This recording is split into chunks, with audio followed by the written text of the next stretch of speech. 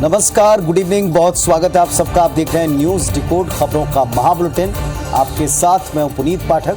ये एक बुलेटिन है जिसमें दिन की बड़ी खबरों के पीछे की असल खबर आप तक पहुंचाते हैं। तो आज की बड़ी खबरें क्या हैं और उनके पीछे असल खबर कौन सी है, जानने के लिए देखते हैं आज का न्यूज़ डिकोड।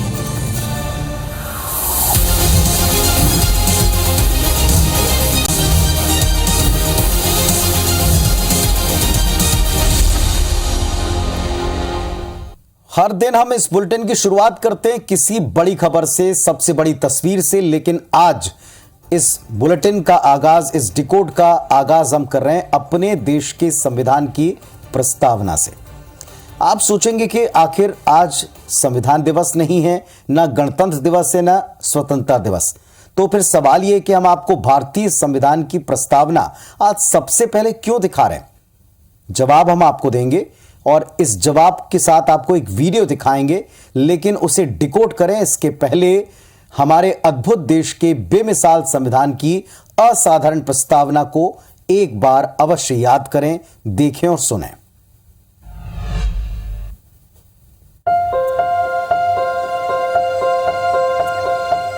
हम भारत के लोग भारत को एक संपूर्ण प्रभुत्व संपन्न समाजवादी पंथ निरपेक्ष लोकतंत्रात्मक गणराज्य बनाने के लिए तथा इसके समस्त नागरिकों को सामाजिक, आर्थिक और राजनीतिक न्याय, विचार, अभिव्यक्ति, विश्वास, धर्म और उपासना की स्वतंत्रता, प्रतिष्ठा और अवसर की समता प्राप्त कराने के लिए तथा उन सब में व्यक्ति की गरिमा, राष्ट्र की एकता और अखंडता सुनिश्चित करने वाली बंधुता बढ़ाने के लिए दृढ़ संकल्पित होकर अपने इस संविधान सभा में आज दिनांक 26 नवंबर 1949 ईस्वी को एतद द्वारा इस संविधान को अंगीकृत, अधिनियमित और आत्मार्पित करते हैं।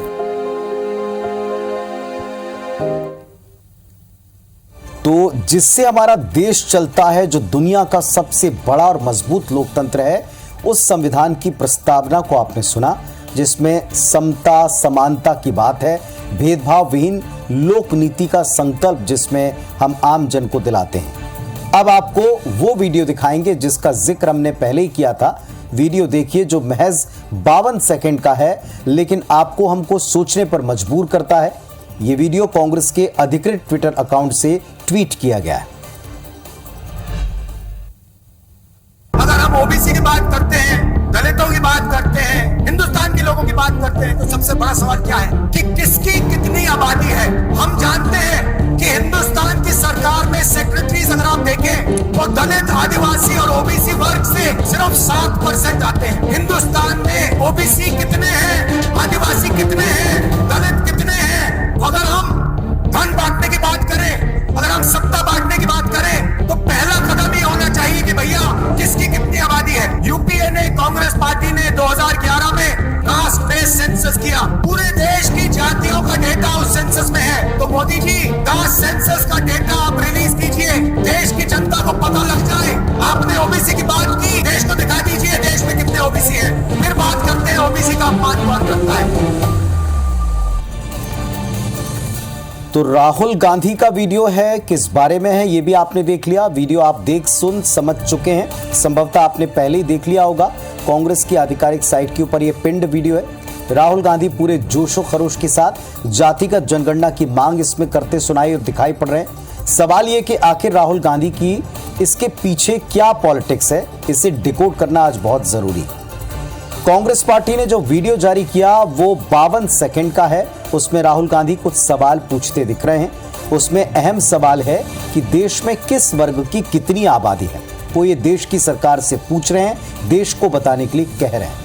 राहुल गांधी कहते दिखाई सुनाई पड़ रहे हैं कि अगर हम धन और सत्ता बांटने की बात शुरू करते हैं तो पहला सवाल यही होता है कि किस वर्ग की कितनी आबादी है। राहुल गांधी क्या कहना चाहते हैं? अगर किसी एक्स वर्ग की आबादी सर्वाधिक है तो प्रधानमंत्री, राष्ट्रपति उसी वर्ग का होना चाहिए, उसी वर्ग से आना चाहिए। सवाल यहां यह बनता है कि एक वर्ग में कई जातियां, कई उपजातियां हैं। हमारा देश इतना विविध है, तो फिर सबसे बड़ी जाति को सबसे बड़ा संसाधन का केक का टुकड़ा मिल जाए, क्या ये जताना चाहते हैं? जिस जाति की आबादी कम है उसे नाम मात्र का हिस्सा मिले, क्या ये कहने का आशय है? क्या यही हमारे देश के संविधान निर्माताओं की मूल सोच थी? क्या हमारे देश की राजनीति और उसके पद आबादी के हिसाब से बांटे जाने चाहिए, होने चाहिए? क्या राहुल गांधी का ये बयान संविधान की मूल भावना समता और समभाव के खिलाफ नहीं है? माना कि कांग्रेस 9 साल से सत्ता से दूर है, तो क्या इसका अर्थ ये निकलता है कि देश में जाति वर्ग का जहर घोल दिया जाए? लेकिन क्या जाति और वर्गों की गणना और उसके डेटा की मांग अकेले आज की तारीख तक केवल कांग्रेस पार्टी ने की? ये भी एक बड़ा सवाल। क्या बीजेपी ऐसी गणना के विरोध में है? आज हमने इस पर खुलकर डिबेट की और इसमें उत्तर मिला कि बीजेपी भी इस तरह की गणना के विरोध में नहीं है। कम से कम मध्य प्रदेश के नेता ये कहते हैं। सबने वक्त वक्त पर इस मांग और डेटा को लेकर विपक्ष में रहकर सत्ता पक्ष को घेरा है और सत्ता पक्ष में रहते हुए इस पर गोल मोल सा जवाब दिया है। कुछ तो कारण रहा होगा कि आजादी के वक्त हमारे राष्ट्र निर्माताओं ने जातिगत जनगणना को खारिज किया, नकारा। हमारे संविधान निर्माताओं ने जाति विहीन भेदभाव रहित देश की संकल्पना की। हम कहना यह चाहते हैं कि हमारे पासपोर्ट में सिर्फ भारतीय लिखा होता है, चाहे वो किसी भी जाति वर्ग का हो, चाहे देश में उसकी संख्या कितनी भी हो। क्या इस पहचान को मिटाकर छिन-भिन कर हम पॉलिटिक्स के लिए एक नए तरह और एक नई दिशा में जाना चाहते हैं? ये देश को भी सोचना है और पॉलिटिकल पार्टीज को भी सोचना है। खबर छत्तीसगढ़ के बीजापुर से, जहां आज कांग्रेस पार्टी के विधायक विक्रम मंडावी के काफिले पर नक्सलियों ने अटैक किया। पूरा डिटेल आप इस रिपोर्ट में देखें।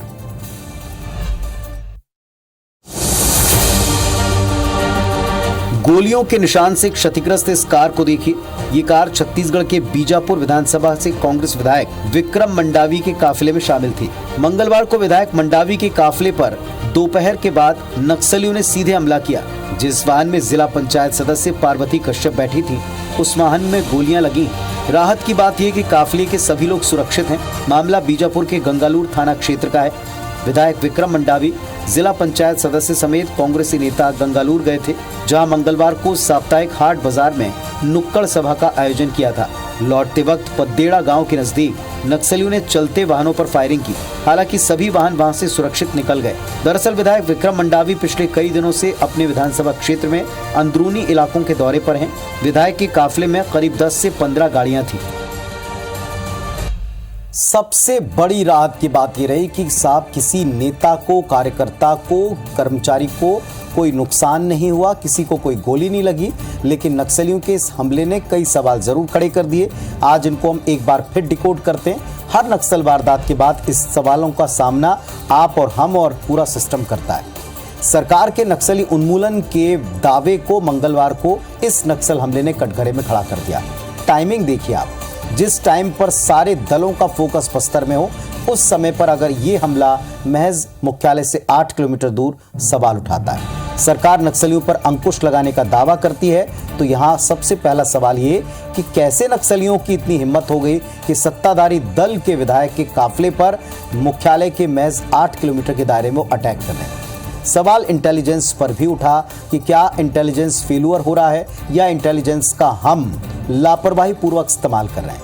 नक्सलियों ने इतनी बड़ी वारदात को अंजाम दिया और खुफिया तंत्र को भनक नहीं लगी। ये सवाल बार बार उठाता और हर बार उठता है और हर बार ये प्रशासन के लिए चुनौती रहता है। सबसे अहम बात यह कि नक्सली देश की आंतरिक सुरक्षा का सबसे बड़ा थ्रेट है।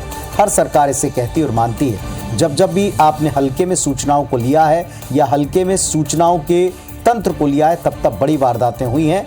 जीरम कांड न देश भूला है, न प्रदेश भूला है और न ही किसी दल को भूलना चाहिए। इसीलिए इस तरह की घटनाओं का बेहद संवेदनशीलता और गंभीरता से लिया जाना बेहद आवश्यक है।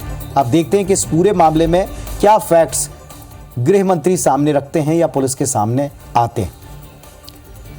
अब बात आपकी हमारी IBC 24 की डिजिटल टीम ने आज एक बड़ा खुलासा किया। दरअसल छत्तीसगढ़ के गृह विभाग का एक फेक लेटर इन दिनों जमकर वायरल है। आपके पास भी संभवतः वो सोशल मीडिया पर आया होगा। सरकारी पत्र जैसे दिखने वाले इस पत्र में ब्राह्मणों को विदेशी तक बताया गया है। उनके खिलाफ देशद्रोह का मामला दर्ज करने तक की बात इस पत्र में है। हालांकि ये पत्र जैसे ही वायरल हुआ, कुछ ही देर में प्रदेश की सरकार ने इसे गंभीरता से लेकर के फर्जी करार दिया और किसी भी अफवाह पर विश्वास न करने की लोगों से अपील जारी कर दी। बीते एक दिन पहले वायरल हुए इस लेटर पर पुलिस विभाग ने कड़ा एक्शन लिया, एफआईआर दर्ज कर ली। पता लगाएंगे कि लेटर कहां से लीक हुआ, जारी हुआ। इस लेटर में गृह विभाग के अवर सचिव मनोज कुमार श्रीवास्तव के फर्जी दस्तखत भी हैं।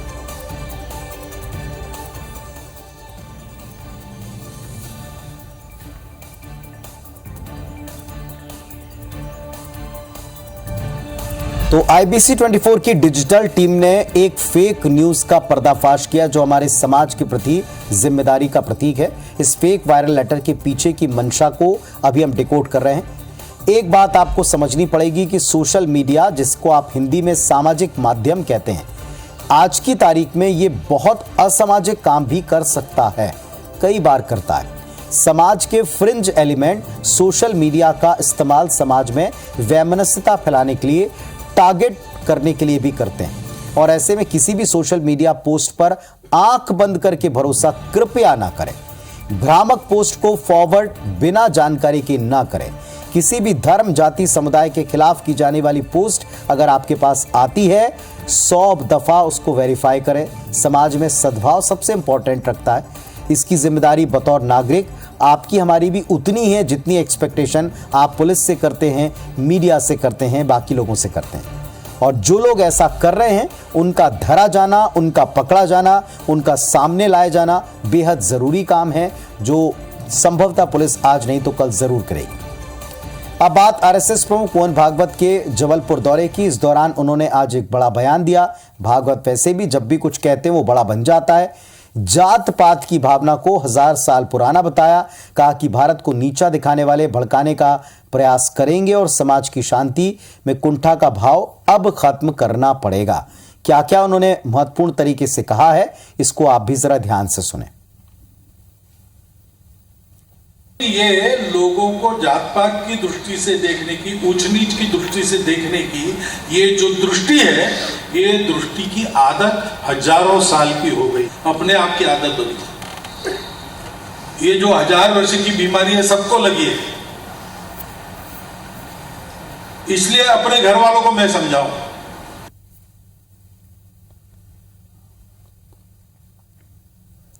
चलिए, तो एक तरफ भागवत लगातार सबको एक करने और जातिवाद के जहर से बाहर निकलने की अपील कर रहे हैं, लेकिन संवेदनशील मसलों पर सियासत है साहब की मानती ही नहीं। अगली खबर छत्तीसगढ़ के बिरनपुर से, जहां हिंसा हुई, जहां राजनीति हुई, लेकिन ये राजनीति अब भी थमी नहीं है। आज के ताजा बयान क्या है और उनके काट में क्या बयान दिए गए, देखें जरा।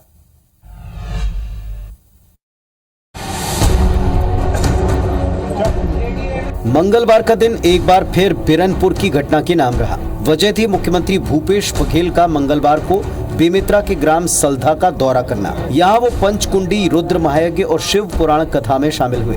बेमेतरा तक जाकर भी दंगा ग्रसित गांव बिरनपुर न जाने पर भारतीय जनता पार्टी ने एक बार फिर मुख्यमंत्री और कांग्रेस पर निशाना साधा। वहाँ के स्थानीय मंत्री रविंद्र चौबे जी नहीं गए, गृह मंत्री नहीं जा रहे हैं और मुख्यमंत्री जी बेमेतरा जाकर वापिस आ जाते हैं। तो ये मुझे लगता है कि ये सरकार कहीं न कहीं गिल्टी से ग्रसित है। तो ये सरकार जो कार्रवाई कर रही है, दोमुही कार्रवाई कर रही है। इस पर कांग्रेस का कहना है कि पीड़ित परिवारों से मिलने के नाम पर भारतीय जनता पार्टी ने वहां जाकर दंगा फैलाया। भाजपा प्रदेश अध्यक्ष ने अपने सामने घर में आग लगवाई। मुख्यमंत्री जी ने बात कर लिया, सारी चीज़ों का निराकरण किया जा चुका है, रविंद्र चौबे जी मिल चुके हैं।